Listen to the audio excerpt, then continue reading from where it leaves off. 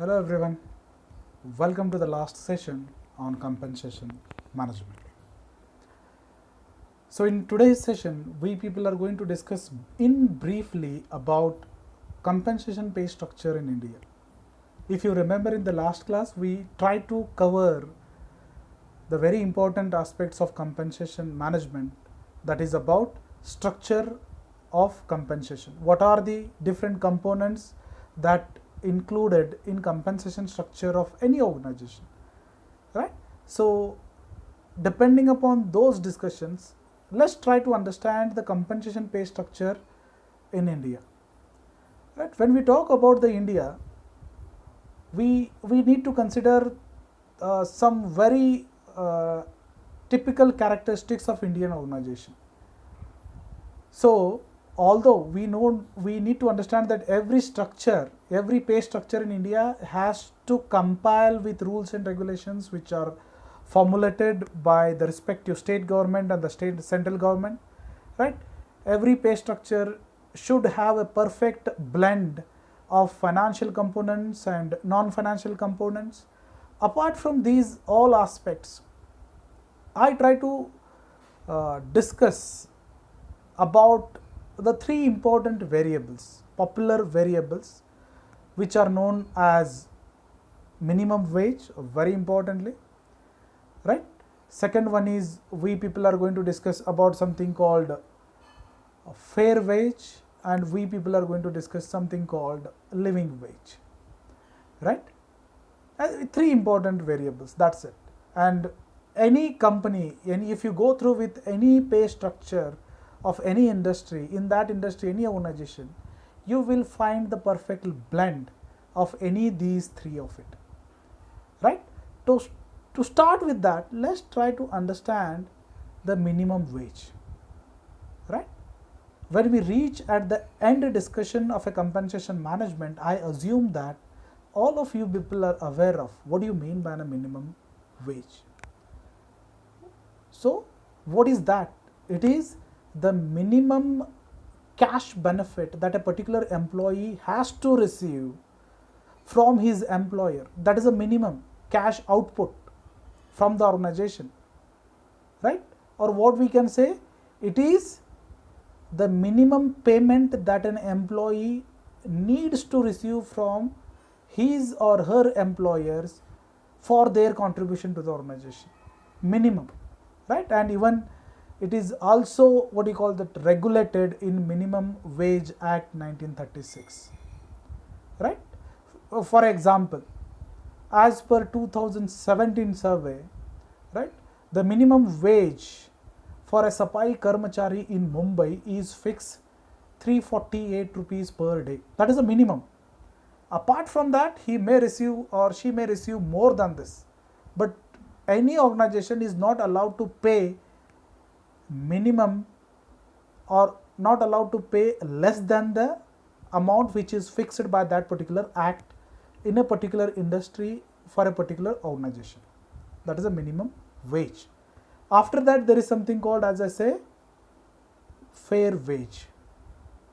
And even in textbook it is referred that it is the above minimum age and below living wage. It is above minimum wage and below living wage. And when you people as a HR fellow try to draft the fair wage policies, you need to consider some factors. What are those? Some factors we need to consider. So it may include employer's capacity, that is nothing but company's capacity to pay, right? Again, it needs to include the level of national income of that particular nation, right?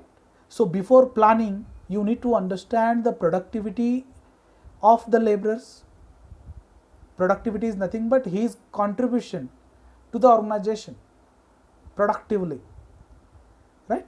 After that, you need to understand or you need to take a consideration of prevailing rates, wage rates of the same occupations across the industry, which company is paying what percentage, or what is the context of their salary package. You need to consider before planning or before drafting the fair wage policies, right?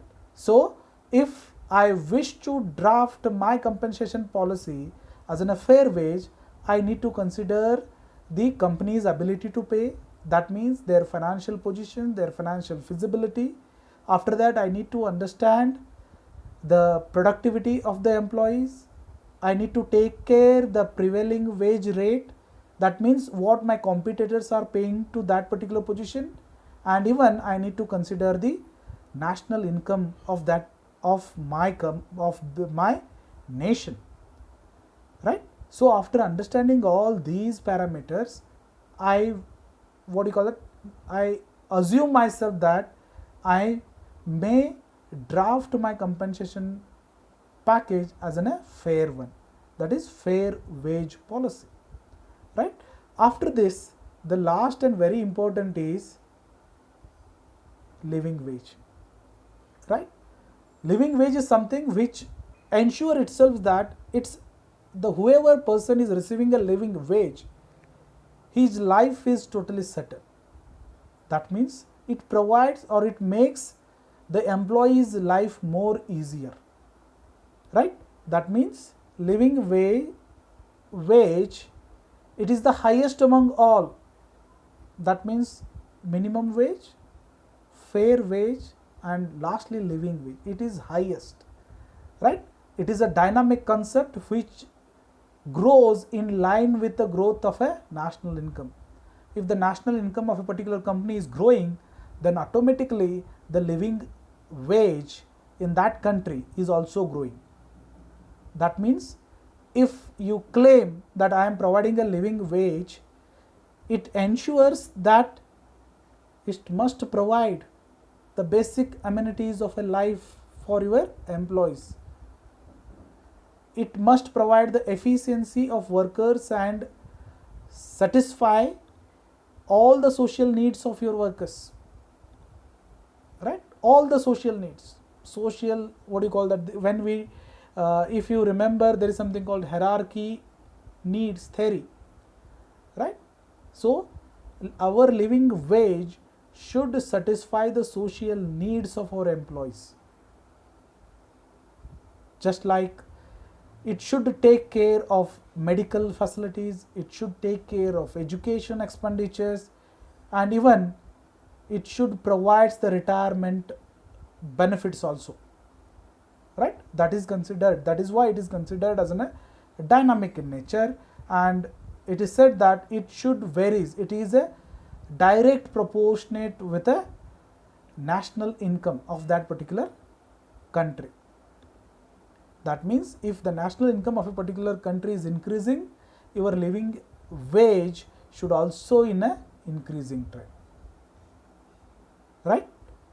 So to conclude, what I can say is, when we talk about the pay structure in India, either it should fall in minimum wage or a fair wage or a living wage, right? So after that, there is something called, as a student of HR, and if you want to understand more about the compensation management, I request all the students to please go through with some acts. We, say for example, Minimum Wage Act 1936, you will get some important inputs. Even you can read the Payment of Wage Act 1936, the adjudication of wage disputes. There are some wage boards are established by the different governments. There are some pay commissions are fixed by the central government and the state government to look after the issues, right? Say for example, there is a pay commission is fixed by the central government, that all central government employees' salaries are revised in every 10 years, right? So that means if you want more inputs, please, I request all of you people, please visit the digital library and try to collect the necessary information relating to these acts that will provide some valuable inputs to understand the compensation management in a very broader in nature. Let's So after that, I conclude my discussions on compensation managements. Before concluding this, I just want to take a brief review that what we all try to understand in this particular model. Right? To begin, we discussed something called job evaluation, and we try to understand the process of job evaluation. After that, we try to understand the compensation planning and try to understood the objective of a compensation planning. In the previous sessions, we try to understand the structure of compensation, right? Pay structure of a compensation and components of a pay structures. Either it may be a financial or it may be a non-financial. And in today's session, we try to understand the pay structures which are followed in India. By this, I conclude my sessions on compensation managements, and I request all my students, if they have any doubts, they are free to call me up. And I wish all the best. Stay at home, stay healthy, stay happy. Thank you.